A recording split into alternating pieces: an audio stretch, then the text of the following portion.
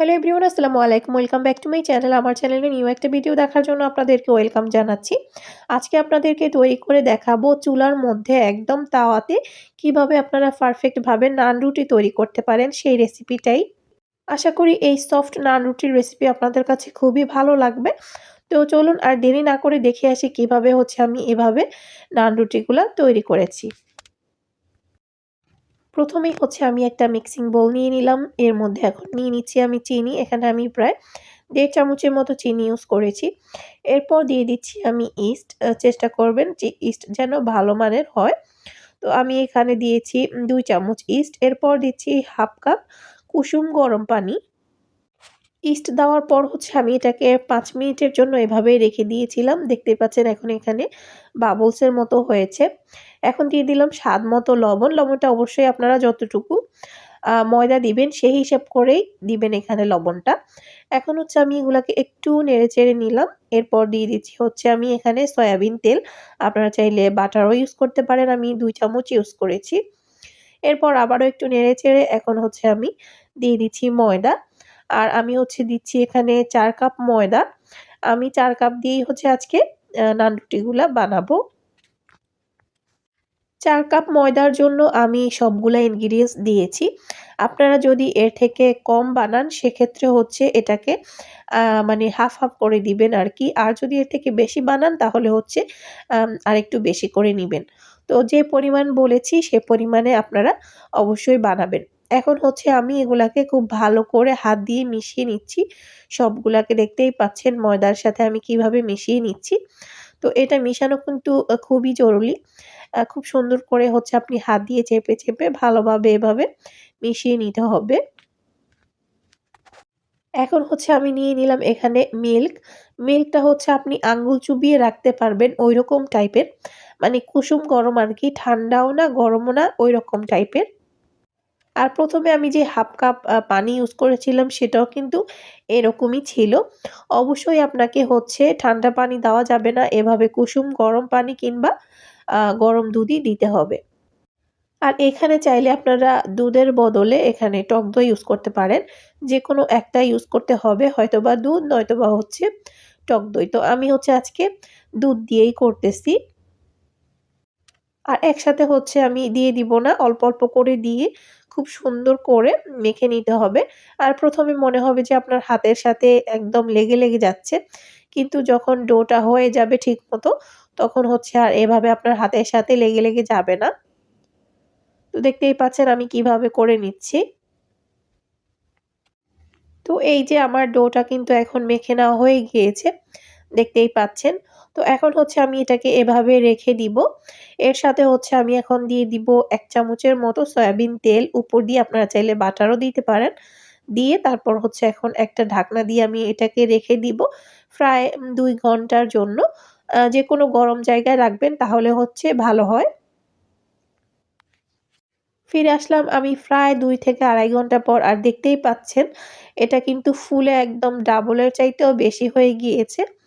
আর আমি এটাকে চুলার পাশে রেখেছিলাম। আমি রান্না করতেছিলাম ওই পাশেই রেখে দিয়েছিলাম। তো এটা ফুল একদম ডাবল হয়ে গিয়েছে দেখতেই পাচ্ছেন। এখন আমি ভালো করে আবার আটাটাকে একবার মথে নিব। তারপরে আমি নান রুটিগুলা বানাতে চলে যাব। ১ম এ ভালো করে মিশিয়ে নিতে হবে এভাবে। আর দেখতেই পাচ্ছেন এটা কিন্তু এখন হাতে লেগে যাচ্ছে না। পারফেক্ট ভাবে কিন্তু এটা এখন রেডি হয়ে গিয়েছে। তো এখন আমি ডো নিয়ে নিচ্ছি বানানোর জন্য। আর একটু বেশি টাইপের করে নিতে হবে যেহেতু নান রুটি এটা একটু মোটা টাইপের হয়। তারপরে আমি এত বেশি মোটা করব না। আর এটাকে হাত দিয়ে নিয়ে আপনি এভাবে একটু করে নিবেন। তাহলে ভেতরে খুবই সুন্দরভাবে হয় রুটিগুলা। আর এটাকে আমি বেলার জন্য আবারও ময়দা ইউজ করব। তো চেষ্টা করবেন ময়দাটা একটু কম নেওয়ার জন্য আরকি, তাহলে ভালো হয়। তো এই যে ১ম এ আমি একটাকে রেডি করে নিলাম। এরপর এখন আমি আরেকটা ময়দার গোলাটাও রেডি করে নিচ্ছি। সেইম ভাবে এটাকেও আমি এভাবে করে নিচ্ছি। এরপর আবারও ময়দার মধ্যে একটু মেখে নিয়ে তারপর আমি আবারও এভাবে করে নিব। তো এরপর হচ্ছে এখন আমি রুটিগুলাকে বানিয়ে নিব। তো এখন হচ্ছে আমি একটা রুটি বানিয়ে নিব। আর হচ্ছে চুলাতে আমি অলরেডি তাওয়া গরম করতে দিয়ে দিয়েছি। কারণ হচ্ছে তাওয়াটাকে ১ম এ আপনি খুব ভালো করে গরম করে নিতে হবে। তাওয়াটা যখন খুব ভালো করে গরম হয়ে যাবে তখন হচ্ছে আপনি চুলাটাকে কমিয়ে দিবেন আরকি। আর ননস্টিক ছাড়া যেই প্যানগুলো ওইগুলা নিলে ভালো হয় বেশি। তো আমার কাছে আসলে ঐরকম নেই, সবগুলাই ননস্টিক, এজন্য আমি ননস্টিকেই বানাবো। তো এখন হচ্ছে একটা পাশে আমি ভালো করে পানি লাগিয়ে নিচ্ছি। তো এরপর হচ্ছে এখন আমি যেই পাশে পানি লাগিয়েছিলাম ওই পাশটাই হচ্ছে তাওয়ার মধ্যে দিয়ে দিতে হবে। কারণ তাহলে হচ্ছে নিচটা একটু লেগে যাবে আর এভাবে পোড়া একটু দাগ আসবে। তো ১ম টা হচ্ছে আমি মানি ২ পাশটাই ভেজে নিচ্ছি। এর পরেরগুলা হচ্ছে আমি চুলার আছে মানি কি বলে এটাকে? আগুনের মধ্যে দিয়েই হচ্ছে অপর পিঠটাতে কালার এনেছিলাম।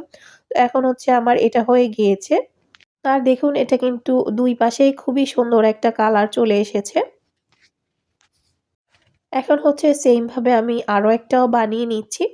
তো সবগুলাই বানিয়ে তারপর হচ্ছে একটা পাশে পানি লাগাতে হবে।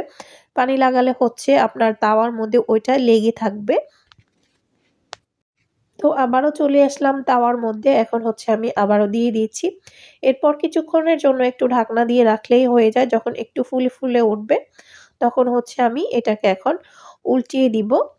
এভাবে হচ্ছে আমি চুলার মধ্যে একটু উল্টিয়ে এটাকে দাগ করে নিব। তো দেখতেই পাচ্ছেন আমি উল্টিয়ে এভাবে করে নিয়েছি। তো এখন কিন্তু আমার এই নান রুটিটাও হয়ে গিয়েছে। আর এভাবে করেই হচ্ছে আমি সবগুলা নান রুটিকে ভেজে নিব। তো এটাকে হচ্ছে এখন উঠিয়ে নিচ্ছি। আর আমি হচ্ছে এই এগুলাকে সফট রাখার জন্য এখন বাটার ব্রাশ করে নিচ্ছি। আপনারাও অবশ্যই বাটারটা ব্রাশ করে নিবেন। যেহেতু এগুলা হচ্ছে আমি আরো ১ ঘন্টা পর খাওয়া হবে। তো এগুলাকে বেশিক্ষণের জন্য মানে একদম সফট রাখার জন্য আপনাকে বাটার ব্রাশ অবশ্যই করতে হবে। তো আমি ২ পাশেই ভালো করে বাটারটা ব্রাশ করে নিচ্ছি। এরপর আমি আরো একটা দিয়ে দিয়েছি। দেখতেই পাচ্ছেন খুবই সুন্দরভাবে এগুলা কিন্তু ফুলে ওঠে। এখন হচ্ছে আমার সবগুলা নান রুটি বানানো শেষ। আর আপনাদেরকে একটু দেখিয়ে দিচ্ছি। আমার ৪ কাপ হচ্ছে ময়দা দিয়ে ১০ টা হয়েছে নান রুটি। তো আপনারা আর কম বানাতে চাইলে সে পরিমাণে আপনারা ২ কাপ দিয়েও বানাতে পারেন কিংবা ১ কাপ দিয়েও বানাতে পারেন। সেক্ষেত্রে হচ্ছে আপনারা সবগুলা ingredients কম দিবেন। আর দেখতেই পাচ্ছেন নান রুটিগুলা কতটা সফট হয়েছে। একদম পারফেক্ট ভাবে হয়েছে। তো আমি হচ্ছে আপনাদেরকে একটু একটা ভেতরটাও এখন দেখিয়ে দিব। যে ভেতরে কিরকম হয়েছে। আর দেখতেই পাচ্ছেন এগুলা ধরতেই কিন্তু একদম খুলে যাচ্ছে এরকম নরম। আর ভেতরটা দেখুন একদম খুবই সুন্দরভাবে হয়েছে। দেখতেই পাচ্ছেন।